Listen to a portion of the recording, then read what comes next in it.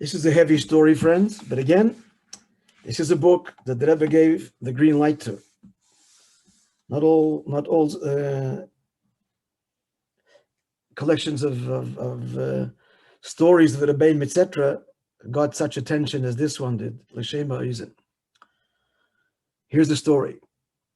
The caretaker, Shamish, of the Alter Rebbe's oil in Hadich was Reb Chaim Meir. What was his name?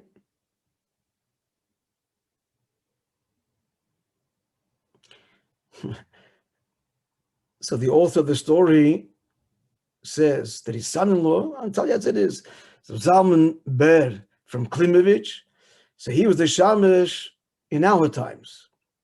And I would send him, says the author of the story, this is, the Reb Zalman Duchman. I often sent him 2 or 3 ruble from my Zayda to help him out and to purchase olive oil to burn near the oil. Okay.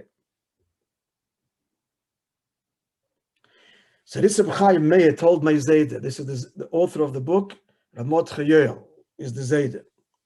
He told him that all the directives that we know about the oil came from the Mittler Rebbe. And he tells a story. Once, having received an urgent pigeon and running to take care of it, so Reb Chaim Meir, this is by the Alter Rebbe, apparently forgot to knock on the door before entering. And he was hurled out, flying out of the oil. He's lying in the courtyard, outside the oil, there in Hadich, and he dreams that Freitke, the daughter of the Alter Rebbe, for whom the Alter Rebbe said Chassidus, the whole story with her. So he dreams that she comes to him, and she says to him, Chaim Meir, hast dich geklappt auf den Tier? You didn't knock on the door. In Yiddish, she says, Guck, du siehst Fliegelach. You're seeing birds. Yeah, birds flying. These are neshamas that come here. He didn't knock. And then she says to him in his dream, as he's lying there on the ground, spread-eagled, she says, Chassidim don't take dreams seriously. You'll have a sign. He says when he awoke, it's a heavy story, a bee flew over and stung his ear, and for the rest of his life, he couldn't hear in that ear. End the story. At very least, what we get from this story, as Freitke told Chaim Meir, neshamas come here. One knocks, one doesn't breeze in, even though he was coming in with a pigeon. It always seemed to me, I didn't see a hesbet anywhere, but the idea of the knocking is, I'm here by, it's a privilege, because I'm invited.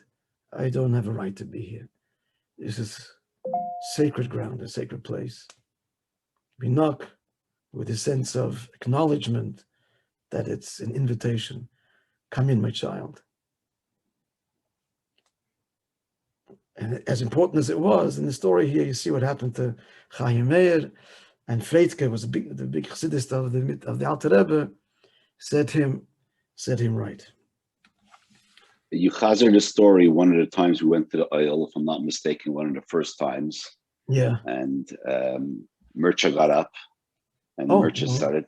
Mercha said, he says, that was by the Alter Rebbe. Today I forgot to knock by the Rebbe, but I'm sure the Rebbe won't sting just me. About to add, the Rebbe is about, chesed. But I'm sure the Rebbe will not sting me the way the Alter Rebbe.